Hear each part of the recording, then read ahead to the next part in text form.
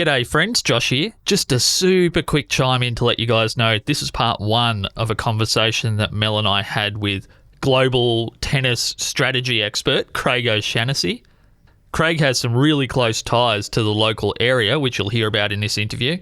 Craig is best known for his recent work with Novak Djokovic and his past work with prominent players like Kevin Anderson.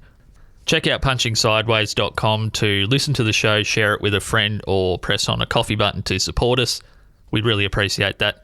Okay, we'll jump in now with Mel and I, and I'll catch you for a wee sec just at the end of the episode, just to let you know what's going to happen in part two. Okay, let's do it. Hey, welcome, Josh, to our space, the Punching Sideways little hubble that we've got here. I wasn't really impressed when you booked this guest, I'll be 100% honest, because you told me I had a curtain call at 8 o'clock in the morning on a Saturday. And so not the human, it was the time. It was the time. Yeah. It was the time. And I think my reaction was yuck, pretty much. Yeah.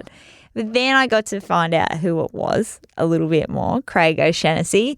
And I thought, you know what, you can get out of bed and you only have to wear your flanny, which you wear any other day. So yeah, it's not like you have to get dressed up. I don't have to get dressed up for the occasion. I just have to bring myself and my body and get here, and I made it. And I'm glad. You did. You're even early. So Craig O'Shaughnessy, why are we speaking to him at 8 a.m. in the morning?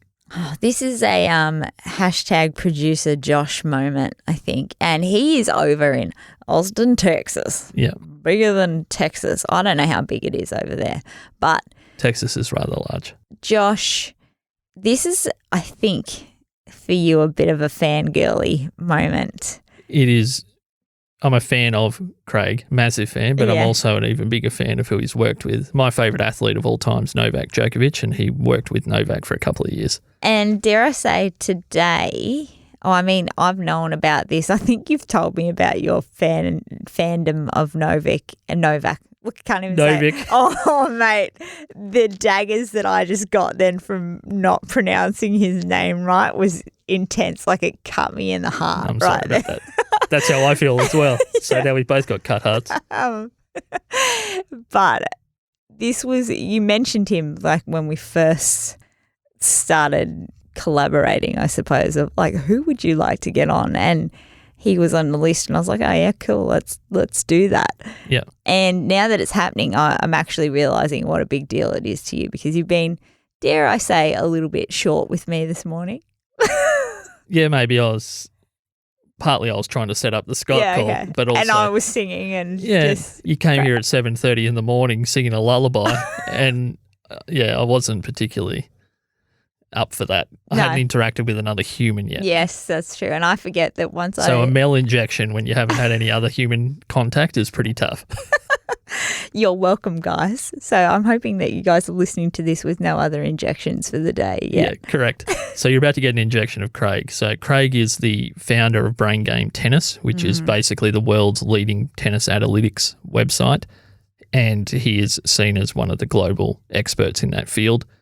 He kind of is one of the people that helped it rise to prominence in the sport. Mm-hmm. So he holds a very esteemed place currently, as well as being part of that is that he's on the Wimbledon media team. Yeah. And Wimbledon still is the central tournament in the sport. But the big thing is he's from Albury. That's the huge thing. This guy that's doing all this stuff. That's the big deal about it. So he's all over there doing these big world things. But he's from little old Albury, Wodonga. And he's very proud of the fact that he is, which is, I've seen it come through his Twitter particularly over the years about how excited he gets when he talks about where he grew up, but also if he has a chance to come home, but also particularly just in interviews and things, he lights up when anything about Albury seems to come up. So, oh, that's lovely. Well, should we just get him on? So let's do it. This is via Skype from Albury to Austin, Texas. You can buy us a coffee at supportpunchingsideways.com, which keeps this all going along. Yeah. And just grab a coffee for yourself and grab us one too. This is Craig O'Shaughnessy from Brain Game Tennis, a world leader in sports analytics in the tennis world.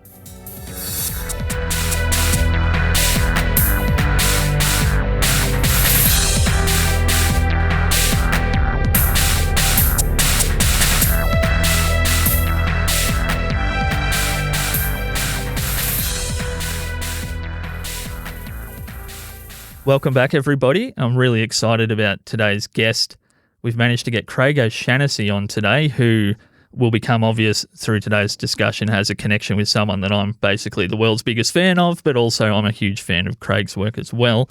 He is the founder of BrainGameTennis.com, which I guess, not to be hyperbolic, is probably seen as the world's leading tennis analytics website, and also Craig has that reputation as being one of the best in the business. So welcome to Punching Sideways, Craig. Welcome, in a way, via Austin. I'm assuming you're in Austin at the moment, back to Albury, where you grew up. So, well, yes, guys. Good afternoon from Austin. It's great to connect again, especially in these times when it's simply not possible to get on a plane at the moment and come back home. But it's good to connect and see somebody back in Albury. And I grew up there, went to high school, and worked for a year and a half for the Border Mail. Actually, after high school, I almost went to college at Deakin, and then I got the job at the Border Mail. So I spent a year and a half there, and then went over to the States and played college tennis and got a degree in journalism. So, and then went back to Albury, as we do several times throughout our life. But currently I'm in Austin, and hopefully the weather's getting better in Albury. I imagine it is at this time of year. It's quite warm and steamy, that just hits you when you walk outside. Yes. And you want to. Yeah. What's that comparison like to weather over there where you are at the moment when it gets hot? Austin's not bad. It's kind of a semi-arid climate, so it's pretty dry. Dallas to the north and Houston to the south can get very humid, but not so bad here. It's more of a dry. It does get really hot, but it's more of a dry heat. So I greatly enjoy it. Austin's a very much an outdoors kind of city. Of all the places to live, I think between the coast, between California and Florida or New York, this little pocket of Texas is fantastic. It's kind of a limestone base that have been washed out over millions of years. So you get these sweeping valleys and, lots of rivers, lots of lakes, lots of outdoor activities. My place here backs out, kind of into the bush here. And, I'll be sitting here of an afternoon and see coyotes walk by on the trail at the back. Now, I'm going to tell you a true story here. We also have Roadrunners here. Oh, yes. We have them out in the front. The other day, they were in our backyard. And this just seems absolutely, backwards in order. But the other day I'm sitting here and I look out down on the trail out the back and I see a coyote go along and it's being chased by a roadrunner. Oh. Because the roadrunner must have babies or somewhere around or young ones. And the roadrunner's kind of pecking at it and flying above it and trying to intimidate it. And we all know that that's the wrong way around. It's the roadrunner that's always cobbing it from the coyote. Was it going meep meep when I was doing it? Did you hear? It could have. I was too far away to hear it. It certainly could have. So only in Austin, that one. So that's amazing. I mean, I said to Mel before today's chat, I actually wanted to talk to Craig maybe a little bit later about Austin itself, because as a former musician in my previous life, it's kind of like one of the meccas for music with South by Southwest and just the creative culture there. But you mentioned the limestone base. Only someone who was an analytics person would have mentioned that level of detail about where they live before mentioning anything else. So I think Mel mentioned to me earlier she was fascinated by how you got into analytics, and you mentioned that you played tennis. Yes. Can you tell us about how you first maybe clued into the fact that I don't just play the game at a high level, and you went overseas to do that, but also that you clued into, hey, sports analytics is a thing and I'm good at that? Yeah, it's connecting the dots as you look back through the years, and, you don't know when these important moments happen, but you look back and it's like, well, that really was an important moment. And, certainly one of them was, back in I would say the late 70s was when camcorders first arrived in Australia. So you've got this big VHS pack and a shoulder strap and then a long cord to this big camera. And my dad bought one of the very first ones in Australia. I have an older sister, and, he wanted some family memories and things that he liked to do. And, he took a lot of videos, and we had a lot of family videos, and then it kind of lay dormant. And when I started back coaching tennis, I came over and played college tennis. And when I went back over there, I used this camera a ton to record the technique of players, and then later on to stand at the back and put on a tripod and record matches, because it quickly became evident to me, starting with technique, that, things that I would see with a player, deficiencies in a stroke, they had no idea about. So I'd show them on the video, and they're like, oh, I didn't know I was doing that. And I'm like, you've got to be kidding. You can't feel that or see that. And that transferred from the technique of a stroke into the strategy of a match. And I think early on for me, all I wanted to do was to help players that I was working with win more matches. That's what it boils down to.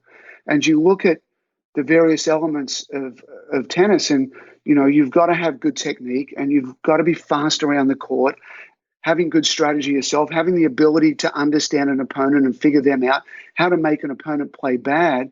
And all of these things that you kind of put into, a pie chart, the thing that I found the most important was figuring out the opponent, and it was match strategy.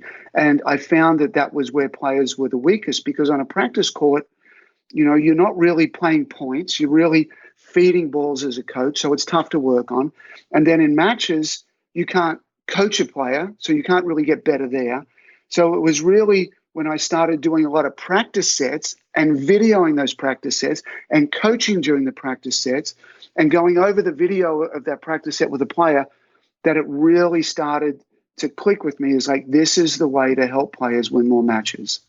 So I've heard that you've said before, you don't need to be good at everything, but you need to be good at something and to pick your battle. I'm not really good at anything yet, so I'm still trying to figure out many battles. I've got many battles. You just don't know what it is yet. But how did, that's just an amazing statement in itself, and it's so true, but I don't think that until I sort of heard you say it out loud that it really clicked. And it's all about, like you said, knowing the opposition and knowing what your strengths are and what obviously your weaknesses are, and how to sort of probably expose the opposition's weaknesses as well. So how did you come to that conclusion? Was it just as organic, or? Well, Mel, first of all, thank you for elevating my sentence there to the level of profound. Yeah, it's profound. Something worthwhile.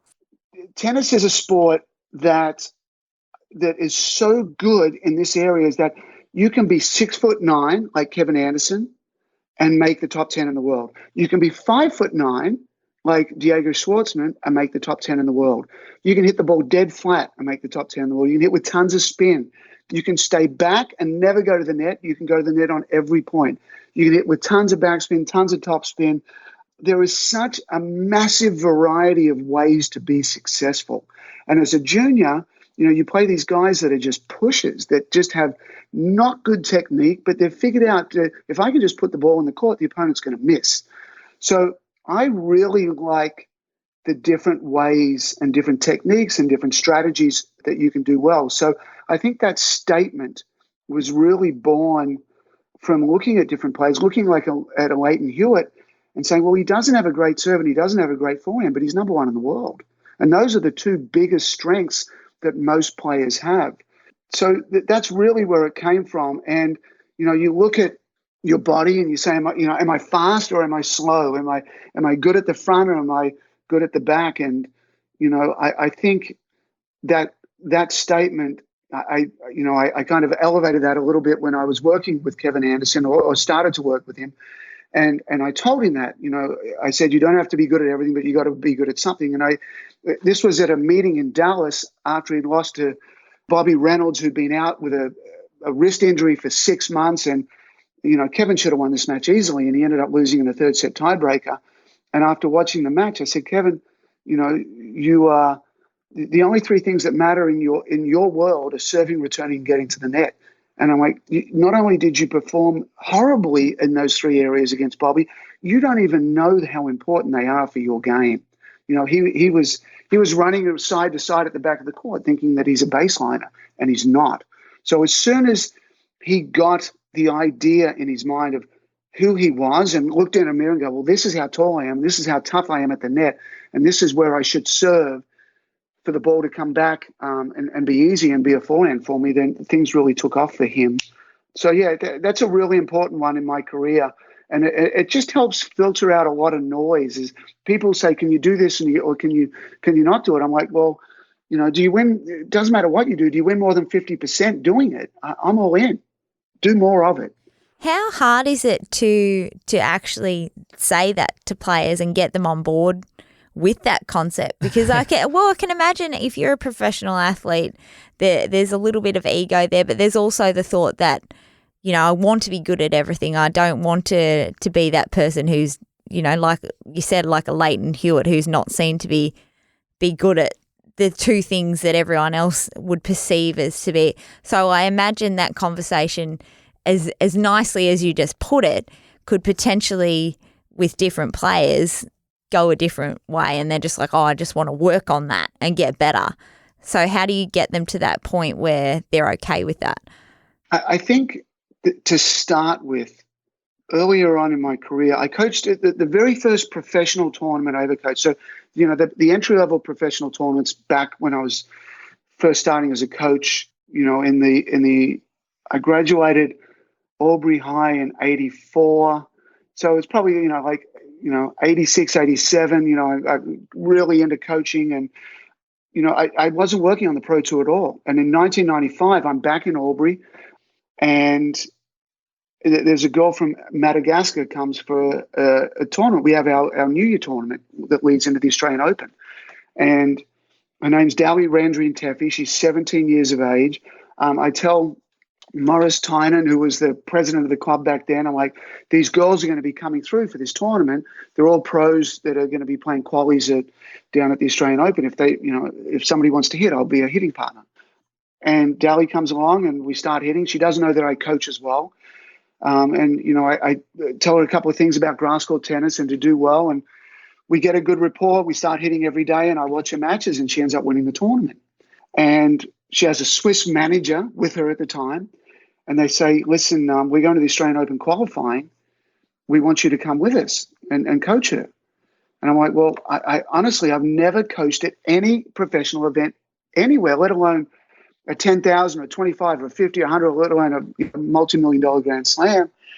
And so I go. I say, yeah, that'd be great. But the lesson it taught me, when you get down there and you get in that environment, we want to deify these players. We want to look at them and say, oh, my goodness, a Roger Federer or Novak or, whoever it is, these elite players, Andy Murray, they're elite in the way that they can accelerate the head of a racket. They can really make that racket dance and make that ball. They're really good at that. And they're really good at moving around the court fast. But they're not really good at strategy. And they're not really good at thinking. And we have normal conversations with them. I mean, we may see, Novak as a rock star, in a global scene and as a tennis god. But, you sit down and have a normal conversation with him. As I did in 2017 in LA, I started working with him in 2017. If you remember back then, he played half the season, and the second half he was out. He quit at Wimbledon against Thomas Berdych with an elbow injury. So then we meet up again in the end of 2017 in LA, and it's just, he happened to be in the States. I fly out there. We're getting ready for 2018. And so there's no real agenda on the meeting. It's just to kind of prepare.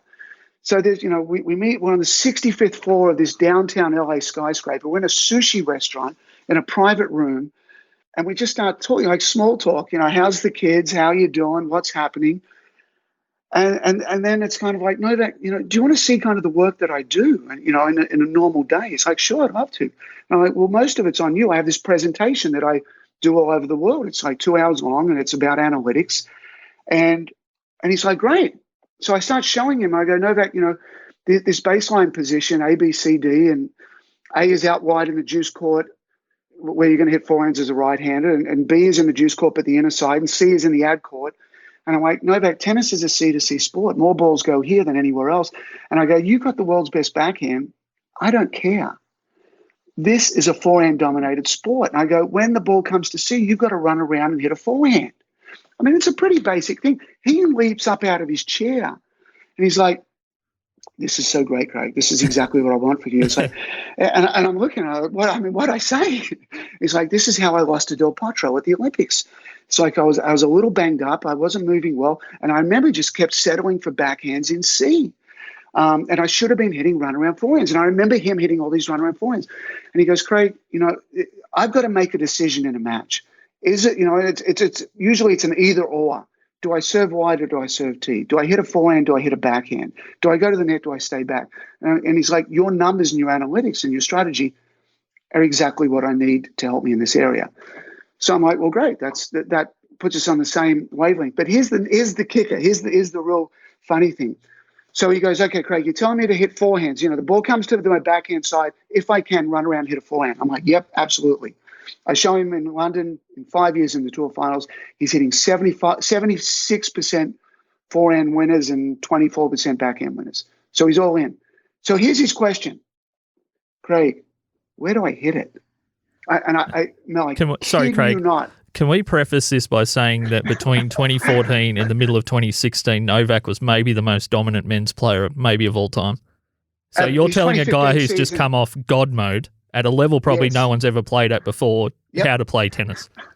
It's exactly right. Yeah. It's exactly right. So he goes, Craig, where do I hit it?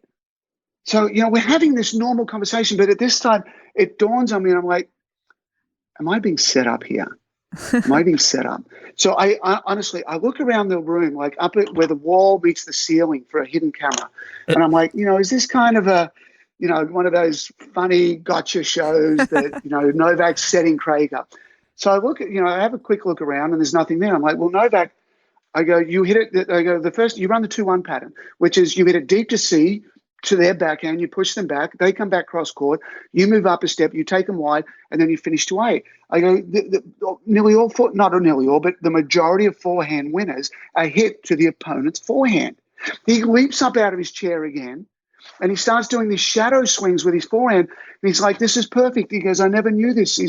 He goes, as soon as I run around to hit a forehand, I want to hit it straight down the line. And he goes, as soon as I do that, the opponent easily gets it, and then they hit me cross-court. Then I've got to hit this sliding forehand. And I'm like, yeah, the last thing you want to do is go down the line because your opponent's in the middle of the court. You've got to push them back and push them wide first. He's like, I never knew that. He goes, this is perfect. And this is a conversation I would have, with anyone. And to, tie a bow on this, after he wins the 2018 US Open, and we all go to an Italian restaurant in the middle of Manhattan, and it's party time. And, we call my son, he's so nice. I do a FaceTime with my son back here in Austin, and Novak saying hi, just super, super nice. And I say to him, we've had a couple of red wines. And I go, Novak, people ask me what it's like to work with you. And he laughs. He's like, well, what do you tell them? I go, Novak, I give you the ultimate compliment. He's like, what's that? I said, it's like working with a 14-year-old boy. And he laughs, and I could tell he's, the Australian and the Serbian, he's not quite getting this. So I have to explain. I said, listen, a 14-year-old boy is thirsty for knowledge, and they want to get better so badly, and they want to learn, and they want to be better tomorrow. And I go, that's you. I go, you are always asking me questions. You are always absorbing what I'm saying. You are always trying to get better. And again, Josh, like what you said, he's just come off, I think it was 82-6 in 2015. He's just come off God mode, and he cannot wait to talk about tennis and get the next piece of information and those analytics that I have. So, we won during that period, we won 3 Grand Slams in a row, and, took him back from, the brink of almost quitting our sport back to, in the middle of 2018, he was 22 in the world. Yep. Finding his way back, and by the end of 2018, he was 1. Obviously, I said to Craig, I warned him that I'm a huge Novak fan. So I want to get back to just asking a few things about Novak in a sec, just to round that off. But Mel did ask earlier, Novak's always been seen as someone that, other than his physical gifts, his mental focus which can wane at times, which is something I wanted to ask you about. But when he is actually fully mental focused, he's at a different level to most people. Is he a unique case of someone wanting to continue? He was already the best player in the world. Was he unique in the fact that he was open to someone that maybe he didn't have a massive relationship with critiquing his game at that level? Or are all players open to that? They're absolutely not. They're absolutely not all open to that. In fact, when I first started doing this, as I think I mentioned earlier, I'm living in Dallas, and an obvious fit for me was to partner with the USTA. And I'm doing all this work. In 2005, Dartfish came out with match tagging, so that enabled me on my computer to record a match, whether it's a match that I did or off TV, put it into the computer, create a bunch of buttons that have different functionality, tag the match, and essentially say, all I want to do is see forehand winners. All I want to do is see first serves out wide. All I want to do is see backhand errors. So instead of, for the first time, watching a match chronologically, you watch it by patterns. And that's when everything leapt out of the computer at me. And, another thing I talk about tennis is, tennis looks like a game of pinball with all these randomness going on, but it's a game of repeatable patterns. And that helped me there. So the reason I'm telling you this is that tennis essentially is not about you. And that's a big thing. Once you realize that, that's a big thing. And as I just come back to the USTA, I've got all this stuff. I've got all this data. I've got all these patterns. I go to the USTA. They're like, Craig, this is like 2005, 6, 7, 8, 2010. You think they'd be on board with it. They don't want any piece of it. They're like, nah, we've never used it. It's overrated. We don't understand it. Don't want any part of it. So when I first started working with Novak, the very first time we met face-to-face was at the start of the 2017 Australian Open. So there was Murray and Vida, and Novak and I, we sat down at a table in the player restaurant at the Australian Open. Again, nice to meet you. We kind of had some correspondence, and, we start chatting. I said, Novak, there's a lot of things, I've already shown you that there's a lot of things I can do for you, but what do you want from me? How can I help you the best? And he's like, Craig, there's 3 things. I'm like, okay, we're getting somewhere. He goes, the first thing is every match I play, every single match, I want you to give me a game plan. I want you to analyze the opponent. I want there to be no guessing. He goes, too often in the past, we lose to players that we guess about or we don't know about or we don't research about. You can do that. You can do that with your software and your knowledge and your ability. We can take the guessing off the table. Even if it's a player I have never played before, you can give me a game plan on how to play that player and I'll follow it and we can be victorious there. I'm like, absolutely, I will do that. And there goes, the second thing is, I want you to study me because, and Josh, you're going to fall off your chair. He goes, because I've hardly ever seen myself play. Hardly ever. I don't watch myself. Right. I don't have anybody to cut the tape up. I don't have anybody to look at it.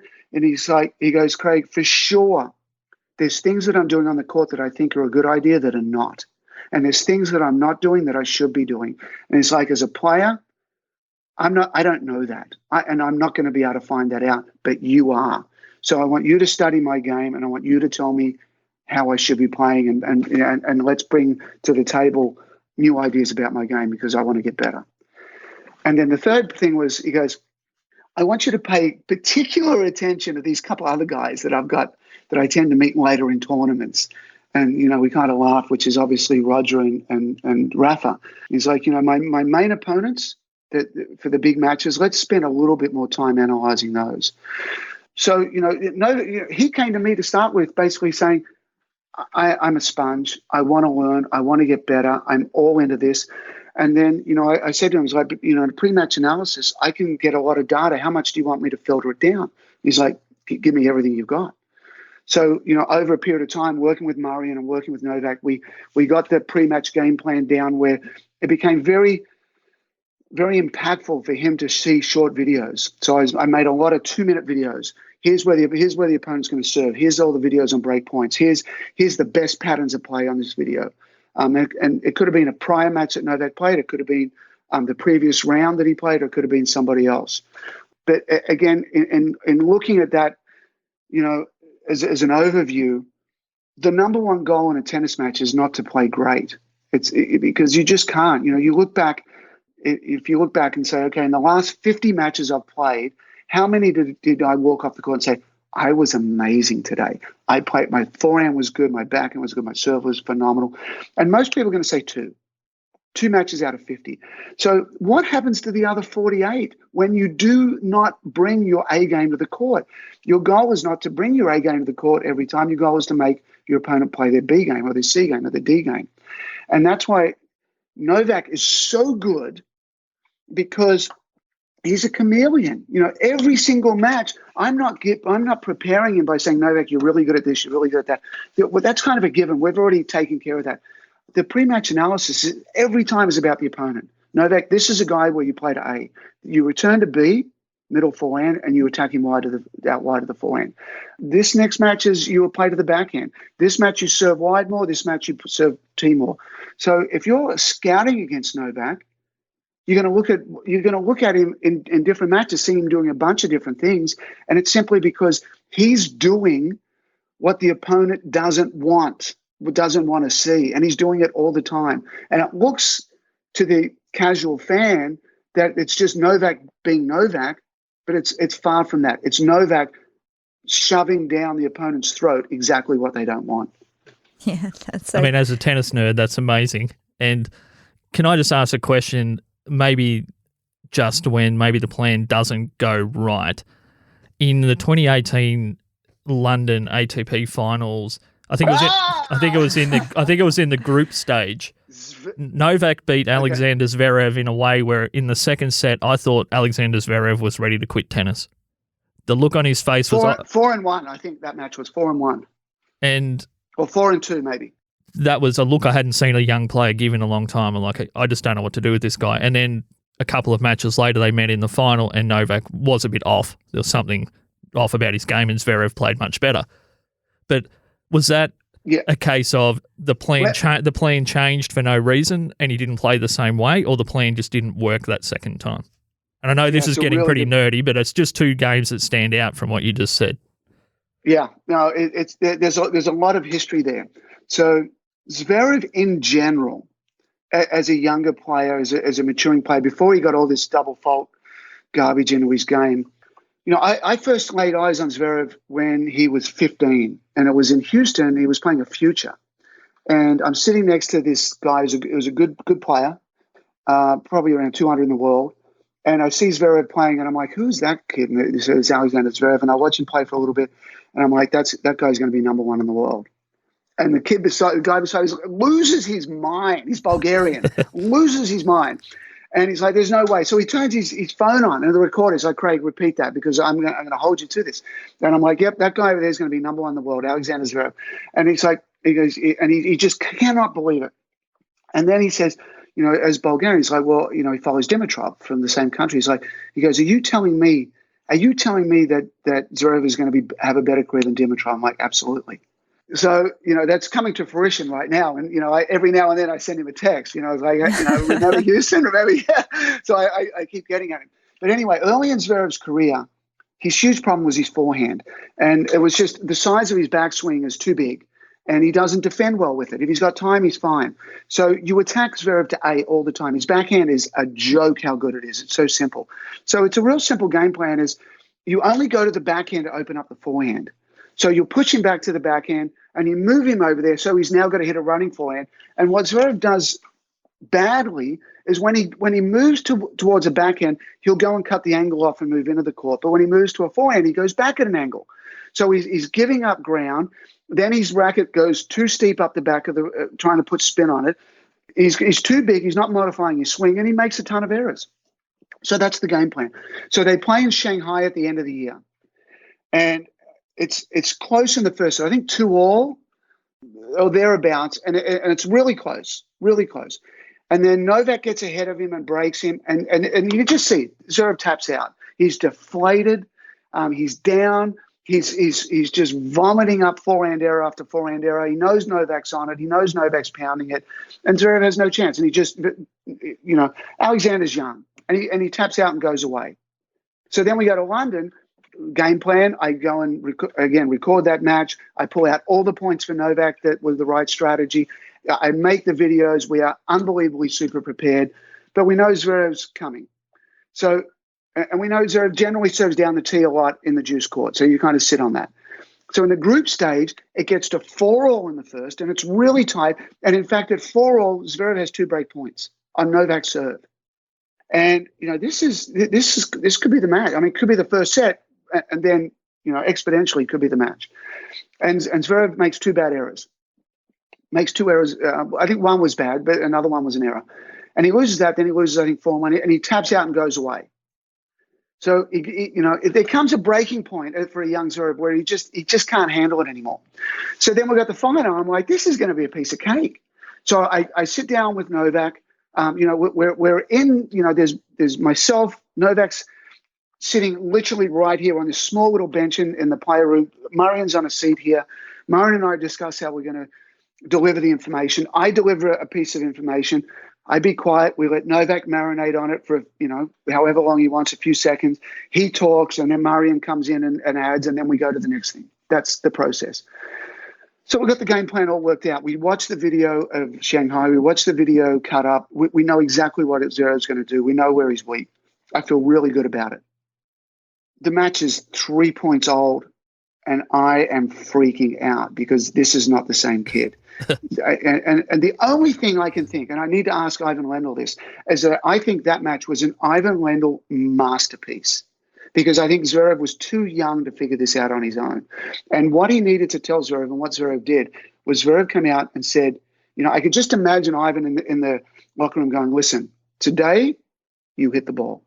Today you hit the ball harder than you've ever hit the ball. Today you hit every ball as hard as you can possibly hit it. You attack and you attack some more and you push him back and you hit winners and you force errors and you look into the mirror and you take that 6'5" or 6'7" frame and you jam it down Novak's throat. No more being a little boy today. You go after him.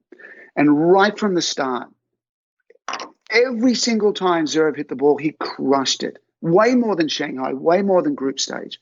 Zverev essentially is passive. He hardly ever comes to the net. He just wants to rally. He wants to hit passive backhands, but not in that final. And he was just hitting thunder. I think he made 25. He made 25 of 28 first serves in the first set, and he averaged, I think, 142 miles an hour. I've never seen a set of tennis like it.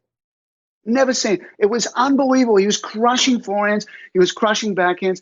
And then sometimes in a match, you watch the ball going back and forth and you watch Novak and you watch Alexander.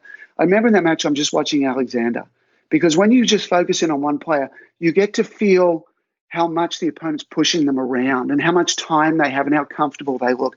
So I'm just staring straight at Alexander and he looks so insanely comfortable. he looks like he's got a month to hit every shot. He's so early prepared and he's hitting the ball as hard as he's ever hit in his life. And at 4-4, Novak is the one that taps out with a bad drop shot, with a backhand drop shot that goes halfway up the net. And from then on, it was game over. And I've never seen Zverev play a set like that since, and I've never seen him play a match like that since. Do you think that comes down to a little bit like you've got nothing to lose type attitude? Yes, but I think that's only half of it because I think every time somebody goes up against Novak, they've got nothing to lose, but they don't bring the house. Yeah, I think there's that with today is your day to bring the house. You are not coming off this court unless you have averaged 140 miles an hour. You're not coming off this court unless you've hit 42 winners to his 11.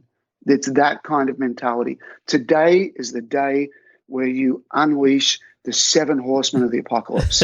So on the back of that, just that amazing little story, who would you put as the top coach that you would, that you look up to and go, oh, you bossed me there? Because obviously it's naive. Probably I'm not as engrossed in tennis stats as Josh, but it'd be naive to think that not everyone is starting to analyse opposition players or anything like that. So, of course, there's going to be a point where people start to work out as well what Novak's doing or the opposition are doing. So who would you look up to and is sort of progressing through in an innovative way in their own sort of tactics, I suppose? Yeah, it's a really good question. I mean, Ivan Lendl is, obviously was a fantastic player and has a great mind. He heard stories of, the books that he has, that he writes notes, kind of old school notes on players, is insanely thick and thorough with what he does. So I'd put in there, Tony Nadal, I think has done an incredible job. I think Carlos Moya does a really good job.